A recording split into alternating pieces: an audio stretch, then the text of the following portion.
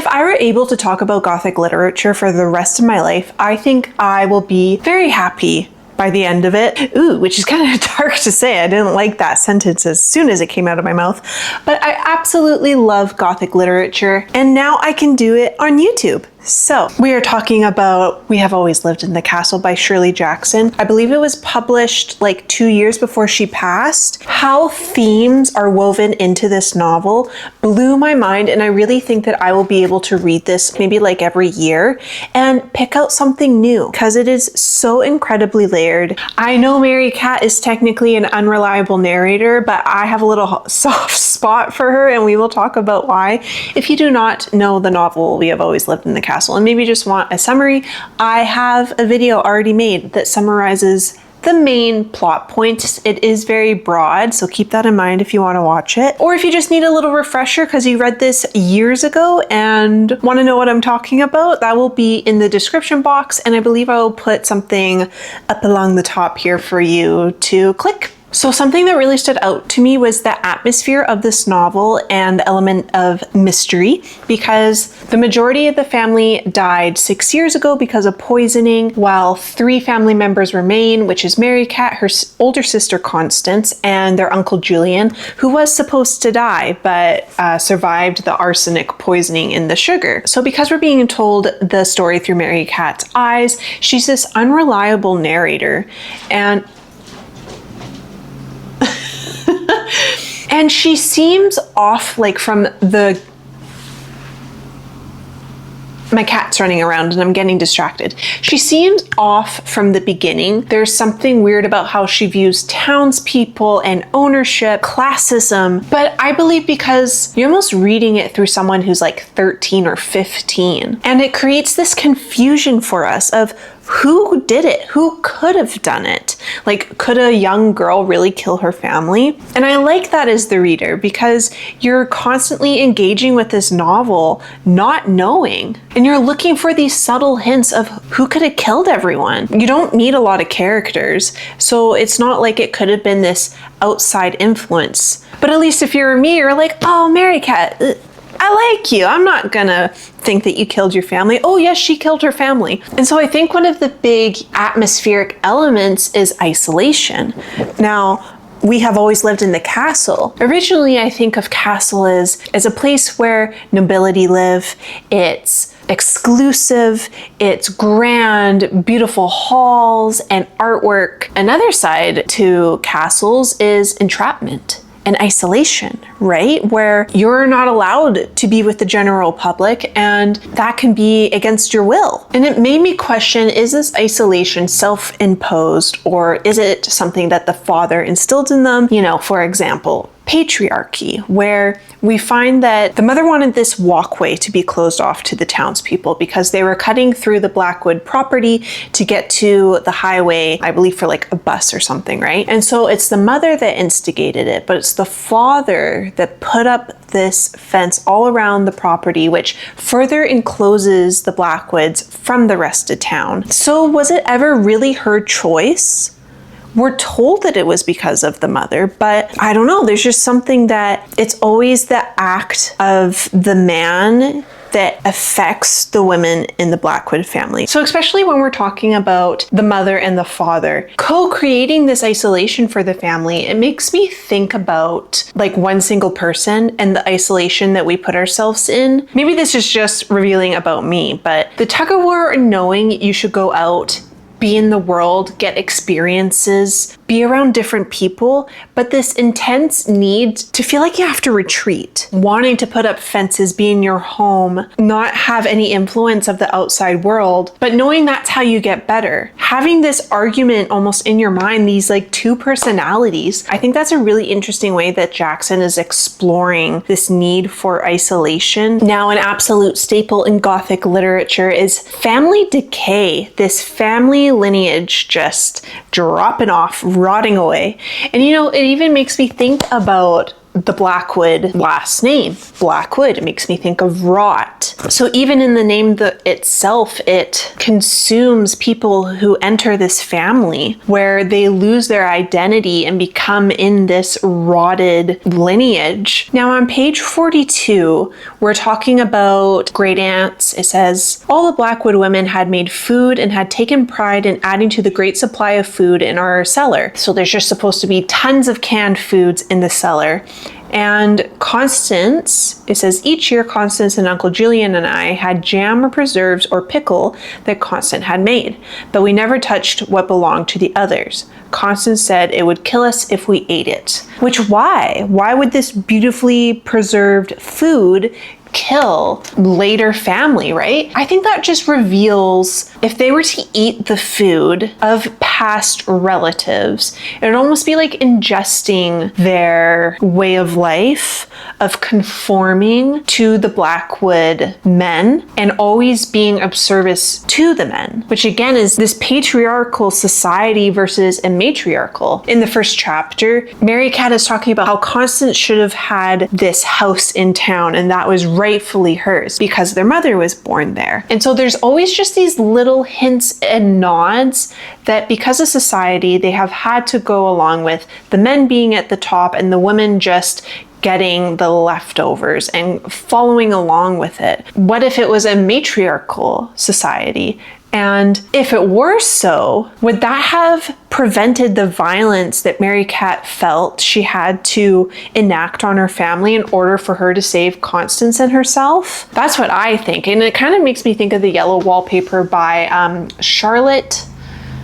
Ooh, I don't remember her last name. I will insert it somewhere, but she's experiencing postpartum depression, and because, you know, there's basically just male doctors at the time, they were saying isolation is what you got to do. That helps you. You get yourself better by yourself, and then once you're good, you can come back into society. But of course, now we know that's not how you get better during depressive episodes. And she ends up going insane in this room and like literally dragging herself along the perimeter of it. I think what equates these two stories is when you know the societal constraints that are put on you, do you either go insane or do you have to act violently to get out of them? I'm not condoning either, but it just asks this question of what's this role of culture and society and how it imposes on us. I think that's a huge theme in this book. Even later, and just to further talk about the women and the men's roles, there's this one line on page 99. Marricat has gone into Charles's room and says, our house did not have ashtrays, and when he kept trying to find places to put down his pipe, Constance had brought a set of chipped saucers from the pantry shelf and given them to him to hold his pipe. The saucers were pink with gold leaves around the rim. They were from a set older than any I remembered. So he's literally putting on, you know, like a tobacco pipe is such a masculine, well, traditionally masculine symbol. And then this teacup, especially with the pink and this delicate gold rim, suggests femininity. He's literally putting his masculinity above this feminine object, above the women. His needs, his role in society is always going to be above women, whether it's societal women or women in the family. And Constance is kind of in and out of this role. Constance cooks for Uncle Julian, but once Charles comes in the house, this just gets ramped up. She's constantly thinking about him rather than herself, and I think this is just her going back down that avenue of what the family looked like before Marricat killed everyone and disrupted that patriarchal family role. And then when Marricat asks, who used them? I asked Constance when she brought them into the kitchen. Where are their cups? I've never seen them used. They come from the time before I was in the kitchen. Some great-great-grandmother brought them with her dowry, and they were used and broken and replaced, and finally put away on the top shelf of the pantry. There are only these saucers and 3 dinner plates. They belong in the pantry, I said, not put around the house. And I think this is Marricat rejecting these not only objects, but the roles that have just been passed down for generations and generations. They deserve to be put away. They should be on the shelf, not used anymore. Don't bring them down for Charles to reestablish these roles. It's preserving the women's role in the family, which is, you know, Marricat did a heinous crime in order to disrupt this and to get that out of her life. She wants to reject the traditional female role and wants to protect female control over the house and now the family lineage. That's literally just reading like all of my notes. I will admit, I did read this like a month ago, but because of exams and stuff, I had to put it away and couldn't do this video. So the insight that maybe I had a month ago is just not there as much. So if you are enjoying this video, please hit subscribe, like, and comment. It helps put my content out there more for other people to see and enjoy. And you know what? I just hope to grow and be able to analyze literature better because I love it so much. Okay, so we have talked about isolation. We have talked about a crumbling family and patriarch versus matriarch family lineage. I took a lunch break so I could charge my camera because it kept dying. And now we're going to talk about one of my favorite themes in Gothic literature, which is the doppelganger or the double. So the doppelganger, it's a term used by Sigmund Freud that explains what we repress with our personalities or desires will usually come back very intensely in a grotesque way and tends to just reveal something about our personality. So the sister's cousin and Marricat, as soon as Charles comes into the house, he is seen as the father's double. Constance says it, Marricat sees it as well, but she sees him almost as inhuman. He is just a big white face with a big white smile. She doesn't use he either while describing Charles's features. She says it, making him other than. He is not human. He is something that defies what I believe. I'm talking kind of in Marricat's voice here, but defies what Marricat thinks of to be a person. Charles is even equated to a demon at one point, and I think this just mirrors the father and Marricat's relationship. He was too much of that patriarchal figure and tried to control Marricat into behaving better, or, you know, whatever the societal standards for women were in the 60s, I believe this was written. She totally defies it, and how she defies it is by poisoning him. And even as Charles is in the house, all of their relationships between, you know, Marricat, Constance, and Uncle Julian, they start to argue, not get along, and find fault in each other. It's happening more towards the end, and Constance is saying, you know, you shouldn't be here anymore, when that's all that Marricat wants, and that's all that Constance wanted before Charles got into the house as well. And even Julian is just arguing, and he's saying, you're just like your father, and all you think about is money, and blah, blah, blah, blah, blah. And so what once was peace, even if it was dysfunctional, is now incredibly disrupted by Charles entering the Blackwood estate. And I think shows how dysfunctional this family was before everyone was poisoned, that they had, sure, this outside from society. They looked like, oh, they don't let any of the town folk, you know, cross into their properties so they can go to the bus stop. They think they're so much better than us, blah, blah, blah. They have that outward facing persona. And then inside the house, it's just this anger, violence, and control.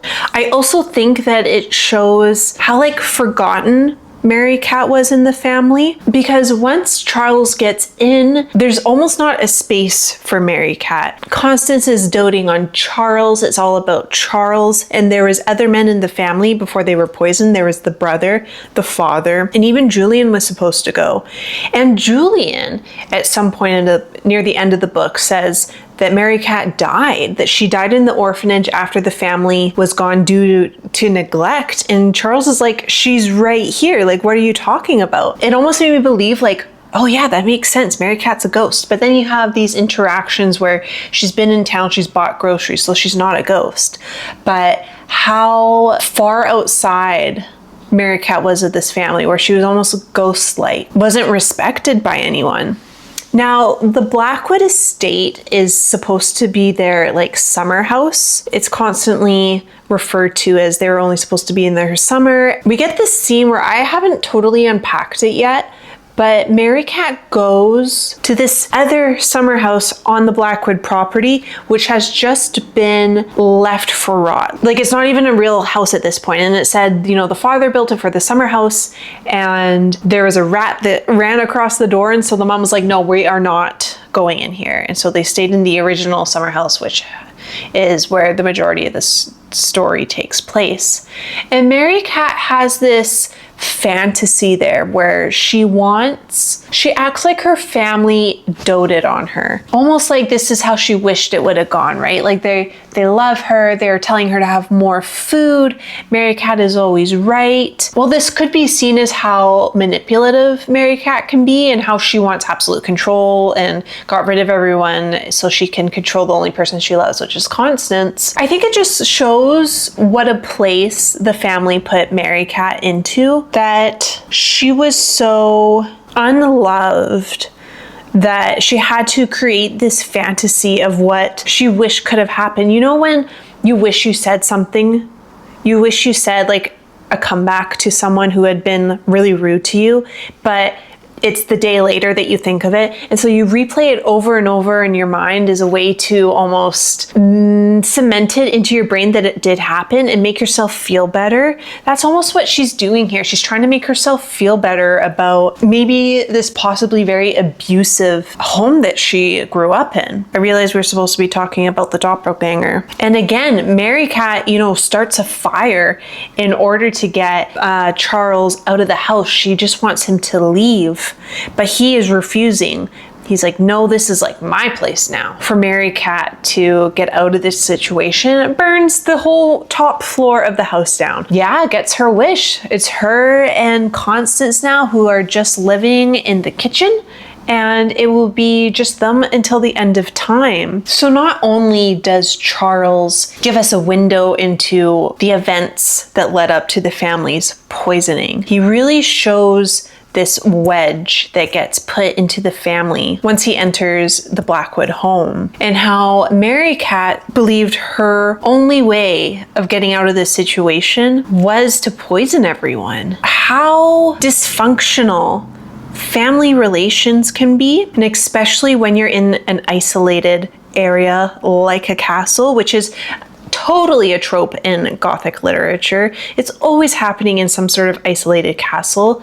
One that comes to my mind is Carmilla, which inspired the writer who wrote Dracula. I have not read the full book yet, but I love vampires, so hell yeah, bring it on. Another theme that I don't even have notes on, so we're just gonna go for it, is madness, and specifically from the townspeople. Now that might be too obvious because you could argue that the Blackwoods are quite mad, but we get this really haunting scene when the fire's been put out in the home and a rock gets thrown in the window by actually the chief of the fire department, who Marricat had a run-in in the first chapters. He comes into the coffee shop and prevents her from leaving and is saying things like, I thought you were going to leave. Like, I've heard rumors that your family's leaving town. And she's like, no, that's not happening. And he physically puts himself as a barrier for her leaving the coffee shop, which is also showing this patriarchal society where a man is physically blocking a woman from doing something. So he is the one who first throws the rock into the window. And that is just when the townspeople say, yes, this is our opportunity. We are going in that house. And they ransack it. They're throwing tables and chairs, they're getting cutlery out and throwing everything on the floor and ruining their home. But you know what's interesting? The cellar isn't discovered. So the cans of all the previous Blackwood women are safe. So does that mean, even though Constance said, you know, it will kill us if we eat this, the matriarch wins in the end? It's the women's line. Well, we're going to assume that after Constance and Marricat were to pass, that would be it for the Blackwood family. So all the men have passed away. Uncle Julian had passed away at this point too, after the fire. And it just remains the women of the Blackwood, and the men are gone. That'd be interesting to follow through on. And also this mob madness and allowing themselves to indulge in probably something they've wanted to do for a long time. One, being the Blackwood home, but two, destroy it. I think that's really interesting. And I think it also shows, especially now with the internet, how once something gets going in society, it's hard to stop it. And especially if it's like hatred or anger, it ruins people. It ruins things. And sometimes the people behind the hate, they don't even really know why they're doing it. But it's through this mob mentality that it allows them to enact on these emotions. I think I might have to dive into this a little further, because trust me, there's going to be madness in the rest of the books that we're reading, especially with Gothic. My camera keeps threatening to die because I have not let it fully charge. So unfortunately, that's all I have time for today. And with themes that I enjoyed in We Have Always Lived in the Castle by Shirley Jackson, if you enjoyed today's video and want to see me progress and get better, please hit subscribe and comment or like. It really helps me out and it lets me know if I'm doing things properly, or if something else stood out for you and We Have Always Lived in a Castle, please put that in the comments. I think that's what's so fabulous about being in a classroom environment, is you can hear other people's theories, because we all come from different walks of life and we'll take out different lessons and themes from books. I have some really exciting things coming down the pipeline, so I really look forward to seeing you in my next videos. Take care of yourself. Read some books, turn off the TV and get off the internet, and spend some time thinking. I will see you in the next one.